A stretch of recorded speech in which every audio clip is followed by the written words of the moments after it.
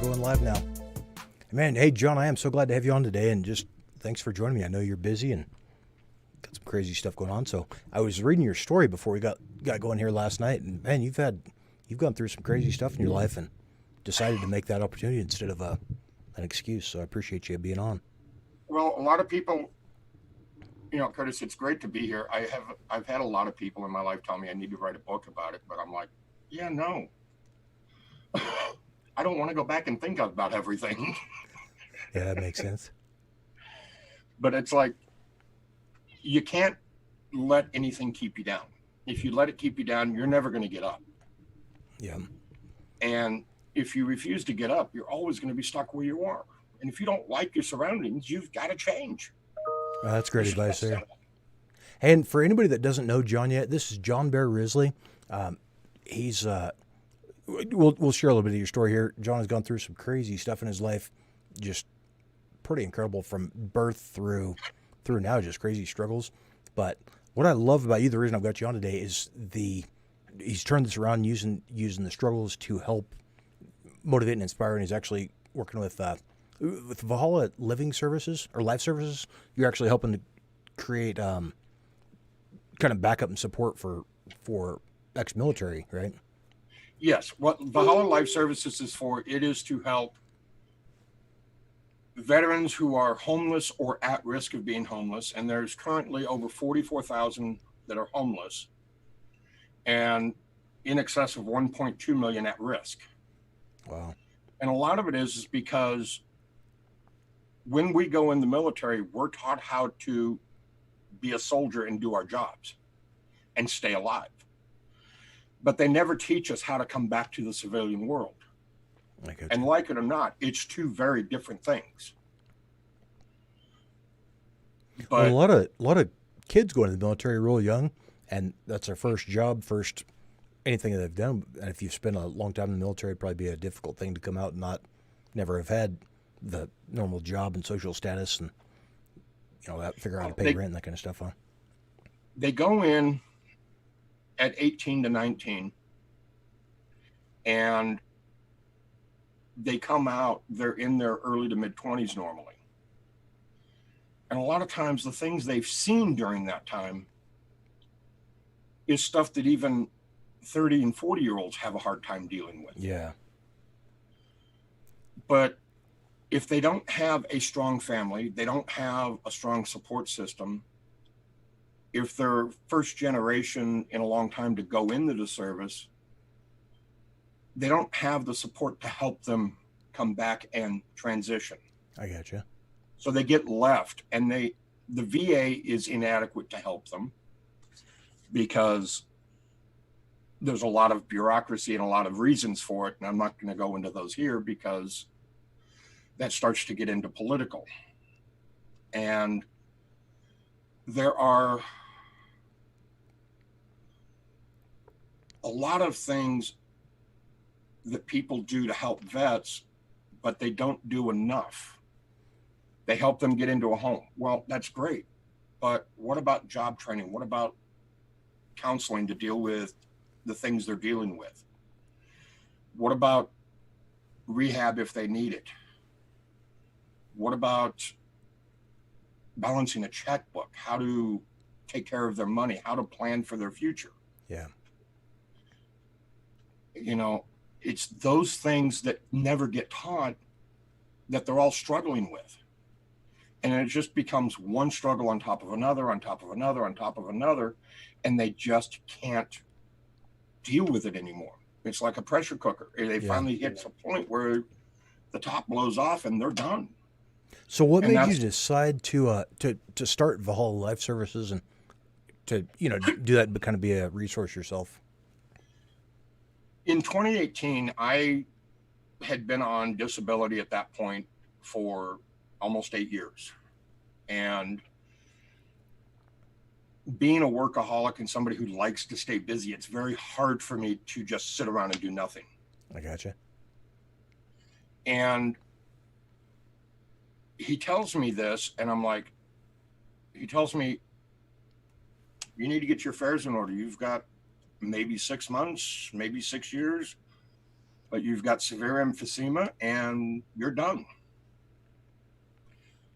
And I'm like, okay, I know that emphysema, there's no recovery from it. I know that when it's severe,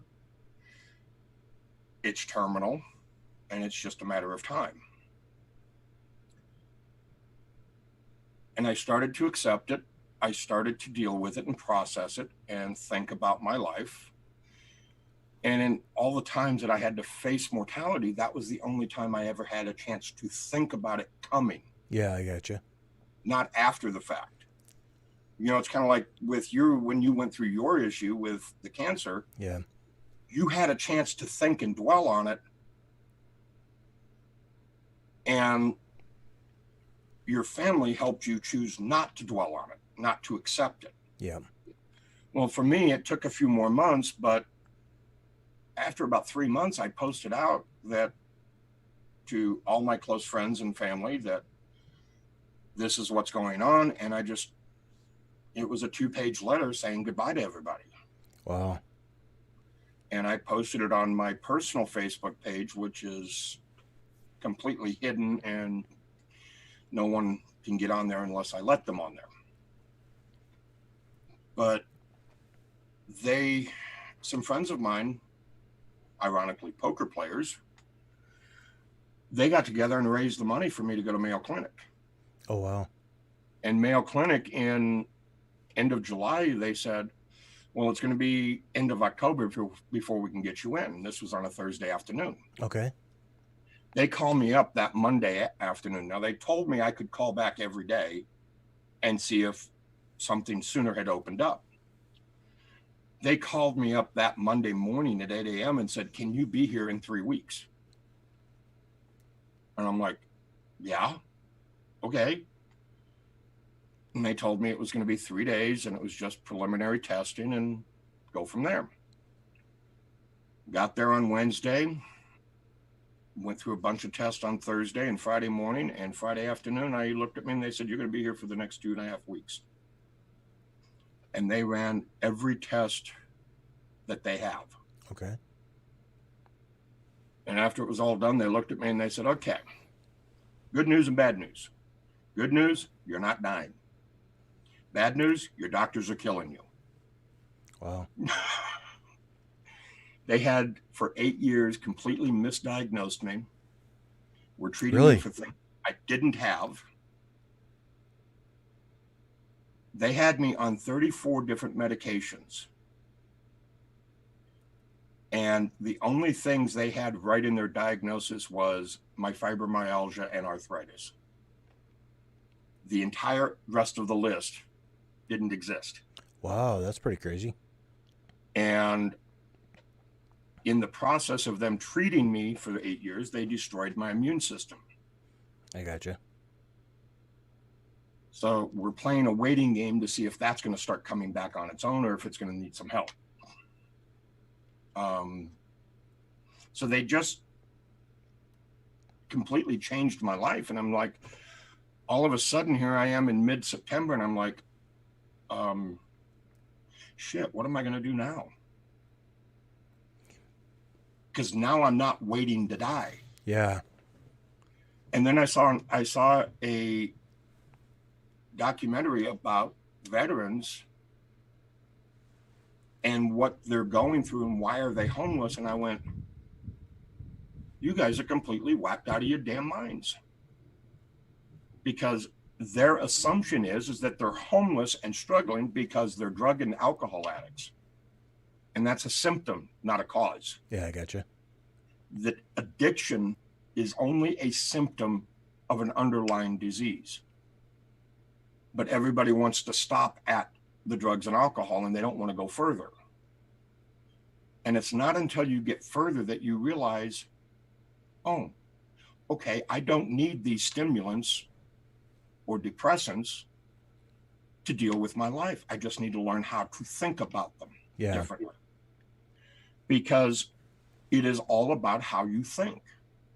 So how are you with the Whole Life Services? How are you, what kind of programs do you have to help change the chains of veterans thinking. What I designed and laid out was a working cattle ranch, because a cattle ranch, if you've never been around one, has an endless supply of work to keep you busy. That's where I grew up. And the worst thing in your life that you can do is sit around and be idle. Yep. Because if you're idle, your mind starts to wander.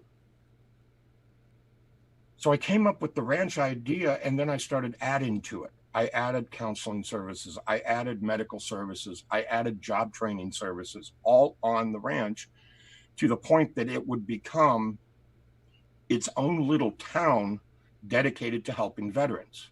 It's almost like a rehab clinic type of deal where you get some of these, like the Christian rehabs, where they send people that are on a drug or alcohol addiction, and they get them out working and socializing and playing volleyball and doing barbecues and stuff. But it's a rehab facility on steroids. Yeah, I got you. And then I came across another organization that we just partnered up with called Serving Veterans, out of Houston, Texas. Okay. And they had the same idea, but they wanted to do it in a suburban mall facility, because malls are closing. They're a dinosaur these days. So they have an idea to take a mall and do basically the same thing, but on a little bit smaller scale. Okay. See, my goal is with one ranch to be able to help 2,500 to 3,000 veterans at a time. The mall can only do 700 to 750 people at a time. That's still a ton of lives you're impacting, though. I mean, Yes. even on that scale, that's pretty crazy. So the problem that we've had is that both organizations have had is, how do we get there? Because you're talking a lot of money up front. And you've already registered a 501c3 nonprofit in Texas, correct? Yes. Valhalla Life Services was registered July 17th, 2019. And Serving Veterans was registered back in 2004. Okay. And both are 501c3s in good standing. I'm working with both to try to create projects that we can do in the interim till we raise the money to do the big projects. But at the same time, we've also created a financial group side that is going to be a for-profit organization that will fund the bulk of the nonprofits. Okay. So that they don't have to rely on donations all the time. Because as with any nonprofit, they go through cycles of getting donations and not getting donations. Yep. So for a lot of nonprofits, it's feast or famine. Plus, our goal is to, over the next 10 years, expand to every major city and at least 6 states. 6 states with the ranch, and at least every major city with the mall, or the suburban style concept. Could be a mall, an old hospital, or something large where we can help people. Well, and you'll end up with a lot better real estate, a lot better prospective locations on the real estate now that so many businesses are figuring out they can do their business online. They don't need the massive call center or the retail locations or whatever. So there's going to be a lot of retail locations that are available for dirt cheap, probably. So that might be a good thing to.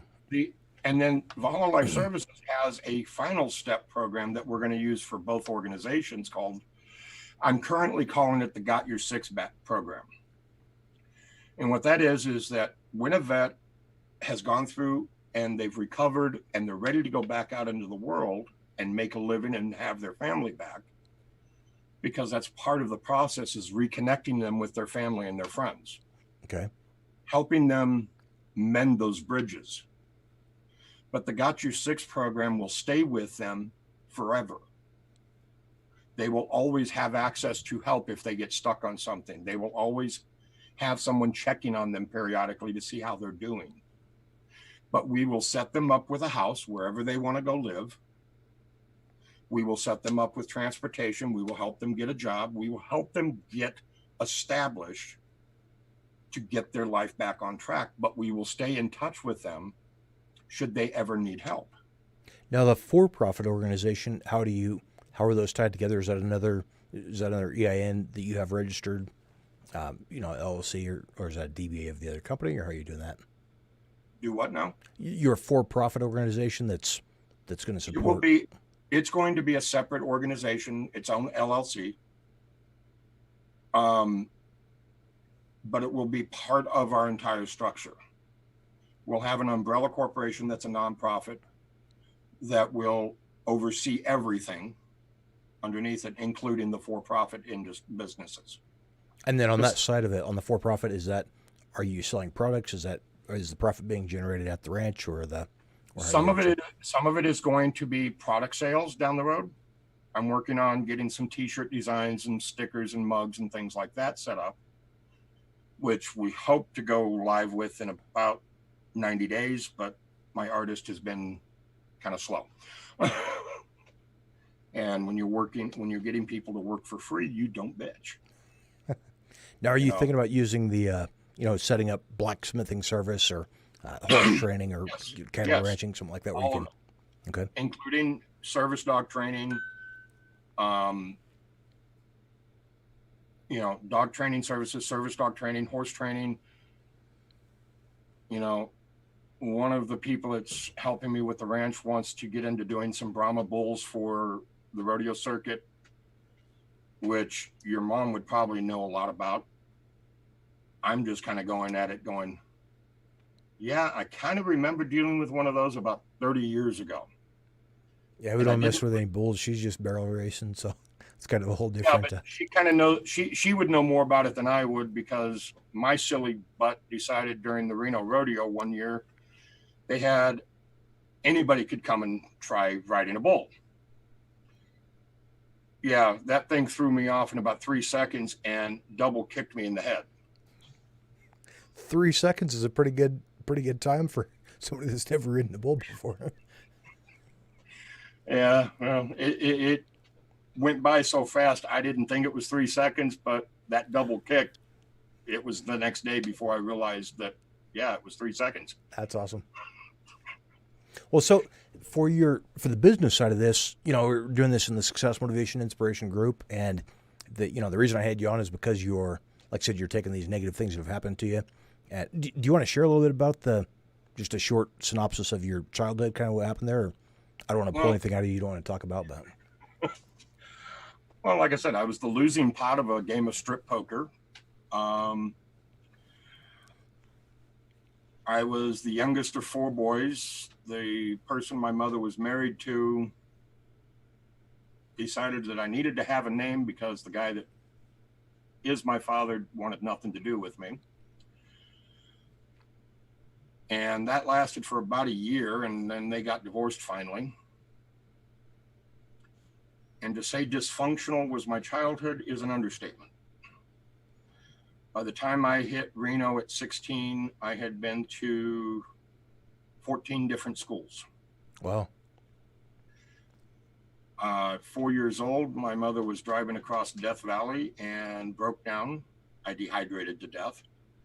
When they got me to the hospital, I was declared deceased, but they brought me back. When I was 11, my appendix had ruptured and nobody knew it. And they finally got me to the hospital, and I coded on the operating table for 45 minutes. That's sounds like I had some crazy stuff there. People have said either I'm hard to kill or I'm not meant to go yet. I'm still debating on this. That's awesome. But I've always been an adrenaline junkie. I've always tried to push the envelope, and I've never been afraid of anything except spiders. Man, I am terrified of spiders. And the only reason I'm afraid of spiders is because they can crawl on you when you're asleep. You don't know it, and they bite you. Yeah.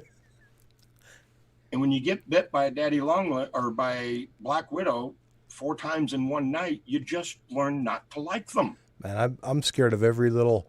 I don't care if they're safe or not. Spiders or snakes, it could be a non-venomous, somebody's pet snake. I would rather burn the house down and pet the snakes. Snakes don't bother me. There is no other critter on the planet that I'm afraid of other than spiders. And I don't know. I just wanted to, we're just about out of time here, but I just wanted to tell you again, thanks for being on. And I think it's so cool that going through the crazy stuff, I read a little bit more of your story there, and it sounds like you had a kind of a train wreck of a childhood. Well, A lot of difficult stuff to deal with, I and you found a turned it around. lot of similarities between your story and my story reading your book. And I'm like, I really do want to get to know this guy more, because it's like you've managed to get there at a younger age than I did. Does that make sense? Well, and people see me now on see magazine interviews, or Amazon TV. We got our station launched just this week, and all these things. So people see me now in the new car or the whatever, and think that I'm this massive success story. But like I said, I'm shooting in front of a green screen here, and I've had some great success, and I've also the difference between me and the average person that's not not where they want to be financially is I have failed ridiculously over and over and over and over again. Medical franchise, clothing company, different websites, different all kinds of stuff. I've been bankrupt, medically bankrupt, and all that different stuff. But rather than let that keep me down, when I was going through brain cancer, started a retail cell phone store as I was in the middle of, basically where they said I was going to be dead in 60 to 90 days. So a lot of that, I just kept going. And But see, it's that. It's just that, see, I'm almost 20 years older than you. And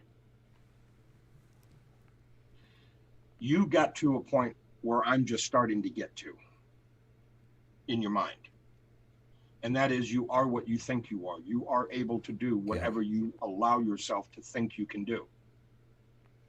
See, me, my past, I would have given up by now, because I would have given in to the voices that said, you're not worthy, you can't do it. Yeah. The voices that I heard growing up, when I would tell people what my dreams were, what my goals were, I would constantly be told by almost everyone around me, not going to happen. You can't do it. You're not worthy. Yeah. And that defined me for so much of my life. But 2018 and 2019 have been massive paradigm shifts for me, because in 2018 I had my life taken away and I got it back. And in 2019 I found out I had a son that I never knew about. Wow, that's awesome. You guys connected now? You close? And he's actually living with me now. Wow, that's awesome. He was in college in Colorado until COVID hit and school got shut down and he had nowhere to go. And I said, well, okay, you got a bedroom. That's awesome. And it's like, I'm angry at his mother for keeping him from me, but at the same time, I'm like, I really cannot be angry because of where my life was at during that time. Yeah. I don't know how it would have changed. I don't know if it had been better or worse. Yeah. Because I've always gone out of my way to help people and put others before me. And I'm still doing it today, because even while I'm trying to build Valhalla Life Services and serving veterans, while I'm trying to build these organizations to help veterans, I'm still struggling on my own. Yeah. I still struggle with finances. I still struggle with, how am I going to pay this bill? How am I going to take care of that bill? And the whole pandemic situation has made it harder because we had to take a cut in pay. Yep. My wife isn't making what she was making 2 months ago. I got you. And we're going into the third month of that reduction, and we're feeling it now. So, well, the thing, again, that I liked about that though is that you're still pushing forward and still continuing to keep chasing the dream, because I think back to the time that I was living on the street. I think back to the time that somebody picked me up and said, nope, let's go. You're better than this. there have always been, as I've looked back at my life now, I've realized that there's always been 3 or 4 or 5 people in my life that actually believed in me, but wanted me to believe in myself first. Yeah. And now you're the guy that can believe in somebody else and lift them up, help them get to a point where they're duplicating your effort rather than exactly. And that's the whole point of this. It's not about forcing them onto the ranch or into a dormitory. It's about making them a unit again, making them feel complete. Because the one thing we're all taught in the military is it's about the unit. It's never about one. Yeah.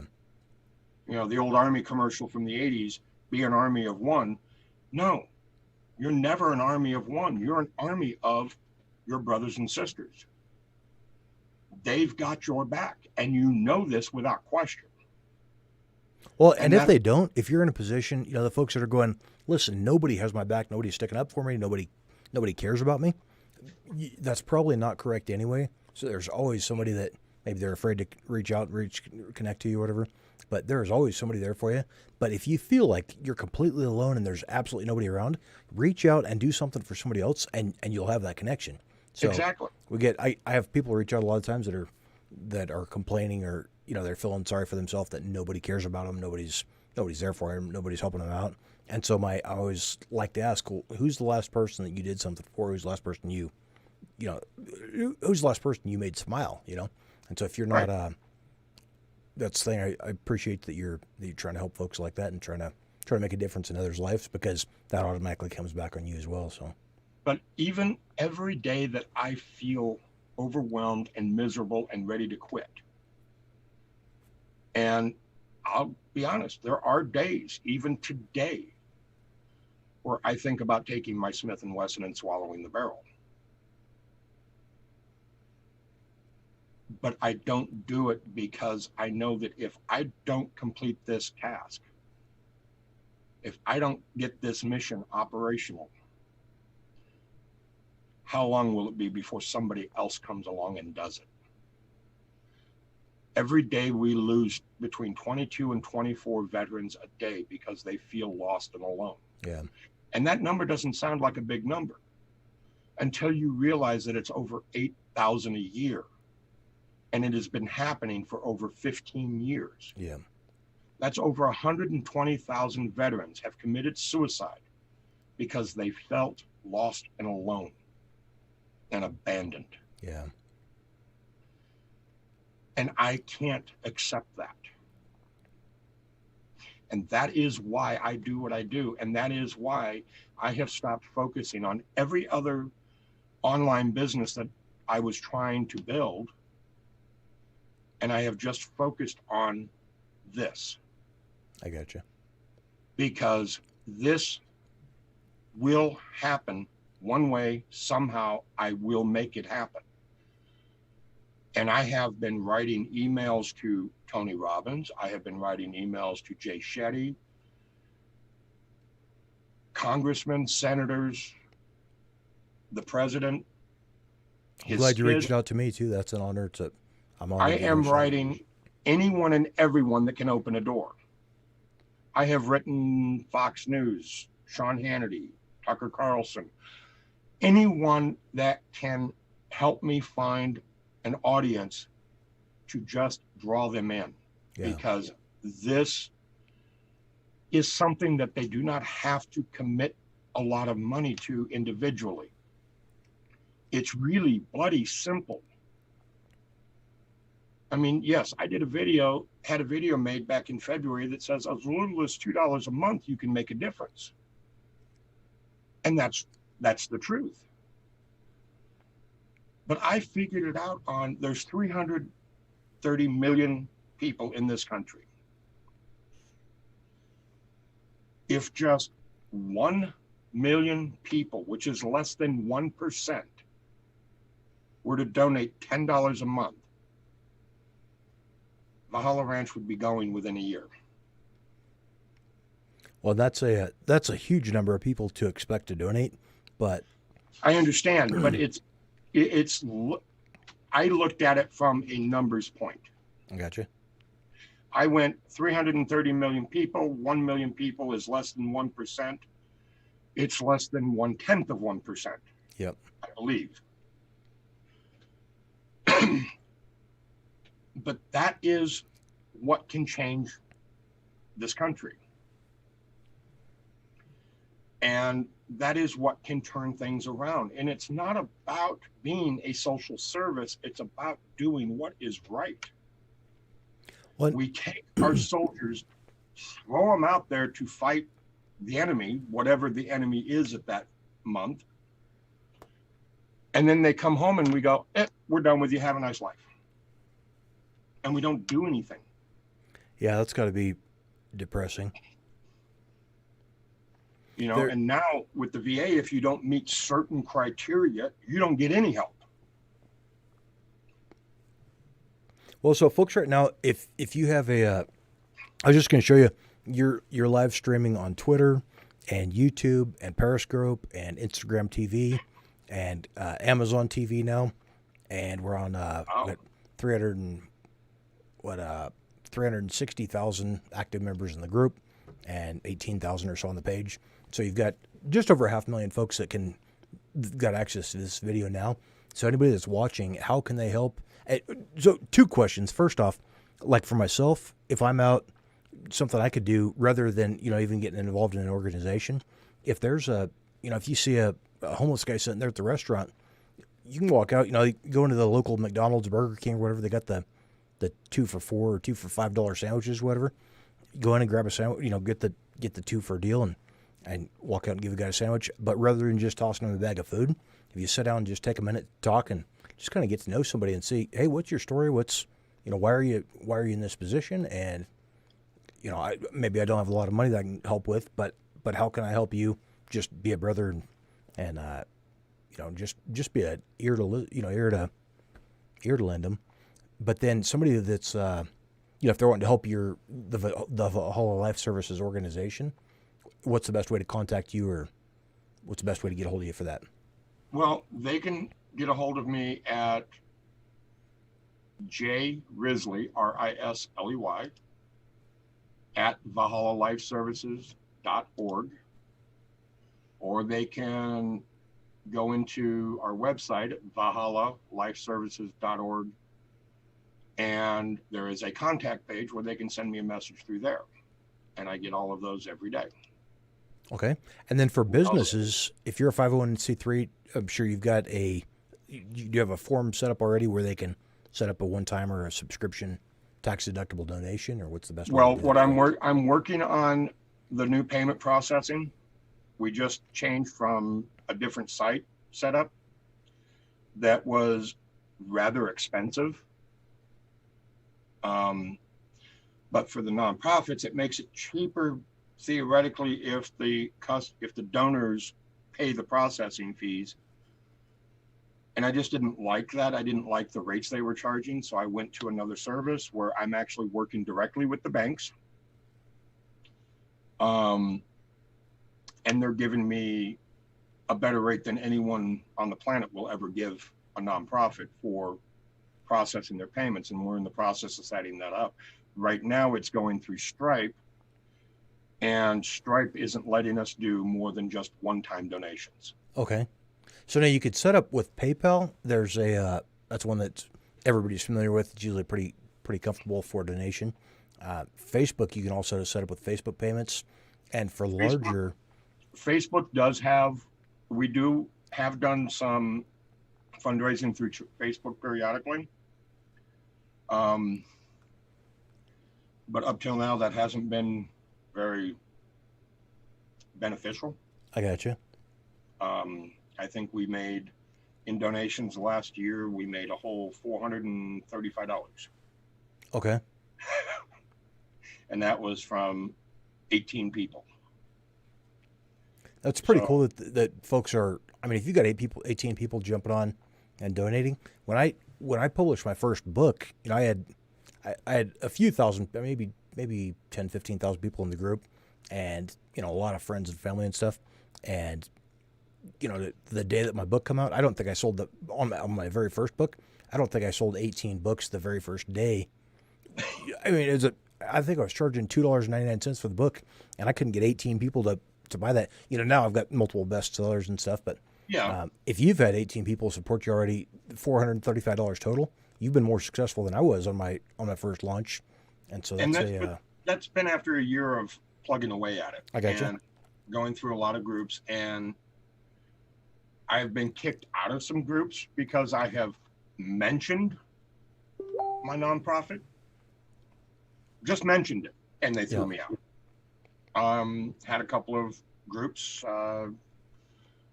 One of them, I was asking for some help to build a funnel to do donations, and it was to buy packages for veterans during the winter for the homeless, not just veterans, but any homeless. And I asked for help as I was instructed by the company that runs the one site. And the group said, "You can't do that," and deleted my post. I got you. And threw me out. And here's the reason for that. With most groups, I get people in the Success Motivation Inspiration group that are posting links to other pages or groups or YouTube channels where we were getting over 30,000 posts a month, at the low end, and now we're well over 50,000 a month. And so when people are, every time when you get a large group, everybody is posting, spamming every kind of link and, can you help me with this? Can you help me with that? Where there's no chance that anybody can even read all the posts. And so pretty soon, like in my groups, you're not allowed to post links to other groups or pages, or can't post YouTube videos because Facebook decreases the ranking of that group if you're driving traffic off the group. So that would make sense that people would go, "Hey, this guy's asking for money, ban him." But, not to side to somebody if you were asking for a good thing there, but that's the reason when you're asking for I think it's kind of hard. Well, I wasn't asking for money. I was just asking for help to build a page. Building the funnels and all that. Yeah, I got you. Because I'm not an artistic person. And, I can come up with a few quiffs now and then, but I couldn't tell you how to make something look pretty. I just know if it looks pretty or not. And you tell me to go build an engine. Okay, I can build an engine. You tell me to go build a dresser. I'll figure out how to build a dresser. Farm kid, huh? But you tell me to make a website and make it look pretty. I'm like, okay, give me the pictures and I'll put the code in. Well, you don't need to do that. What do you mean? Yeah, I got you. I mean, I date back to computers back in the 70s. So one other, before we get off here, I had one other suggestion for you. You might check out escrow.com if you've got, I don't know if you've messed with that or not, but for businesses that are trying to send larger amounts, if you need somebody if somebody's going to donate $100,000 towards your nonprofit, you could actually set that up where they pay escrow. Escrow.com does a transaction for you once you've provided, prove that the service is going to provide what they are donating for. Then escrow.com releases it to you. We've used that for large websites and stuff. If there's if you're buying a $100,000 domain or something, you'd use escrow.com because that protects both parties. Might be another good resource for you. One of the things we've done is with the financial group is we actually set it up where the financial group has two parts to it. One is a credit union that's open for all, and the other is an investment group. Now, the investment group will hold all the properties and all of the money-making ventures. Okay. The credit union, we set it up so that it is primarily 100% online. It will be basically from your phone. You can do every bit of banking that you would ever need to do right from your phone. Is that a white label service, or how did you, what company? We will set it up as a white label service. Okay. Credit unions are easier to start than full-fledged banks because of regulations. Yeah, that makes sense. Okay. And just a sec here. I got my next call coming in. Sorry about that. And the credit union on the veterans, for veterans that we've authenticated as veterans, they will get rates that either pay higher or they pay lower rates on their loans. Non-veterans will still get better rates than they get at any other institution, but not as good as what the veterans are getting. I gotcha. That's the only thing that's really we're making different, is that if you're a veteran and you have a DD 214 or equivalent, we will give you a better rate. Cool. Which means your savings account will make more interest. We're shooting for 10%, but I'm being told it may be closer to around 7%. Man, that's a ridiculous high interest rate on any kind of a savings account. So, and CDs and everything would be just the same setting. That's awesome. We're looking for interest rates being 0.5% below prime for veterans or 0.5% above prime for non-veterans. I got See, there's no law that says we have to pay or charge a set interest rate.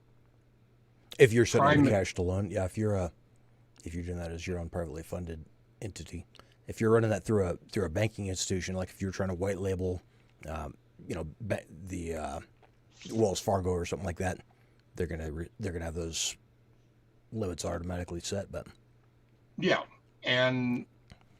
but see, we're doing what we can to get around all of that. You'll have to have cash on hand, so that'll be massive cash on hand if you're looking to do that. But that's why we're looking.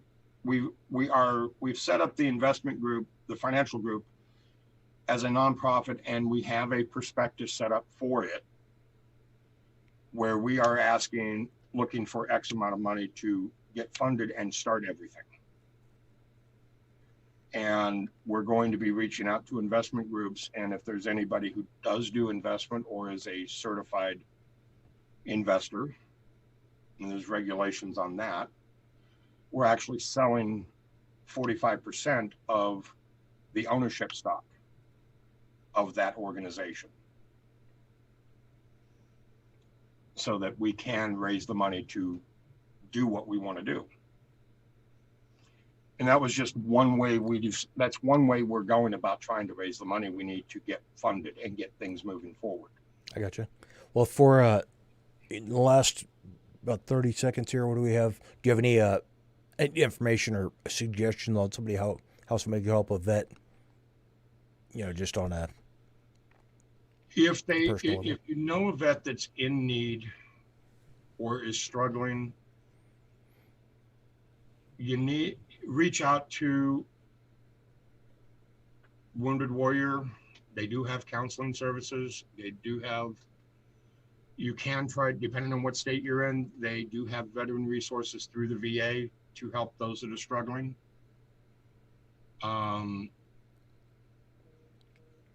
But not every state has it through the VA, because what people don't understand about the VA is, while it's a federal organization, it's managed at the state level. Yep. So every state has different services. And you just have to find what's in your state. And if you just look up veteran resources on Google, you'll find a lot of different resources available. Cool. But don't let them suffer. Don't walk away from them. If you don't understand what they're going through, find someone that can help them. And there are people that will try to help them. Well, and again, just reaching out and being a friend and being a brother to, it could be a random stranger. When you see somebody struggling, don't just ignore people. That's like when you see somebody getting jumped in a parking lot, and people stand there and videotape it. Jump in and be help out. You see somebody sitting there that's down and stressed out and struggling, and jump in and lend it. But that's with anybody today. I mean, if you see people doing something that's wrong, put your damn camera down and get involved. Stop being a part of the problem. Yeah. Man, I appreciate you being on today, John. Thanks so much. Thank you. Thanks, I appreciate you having me. Have a good one. Thank you.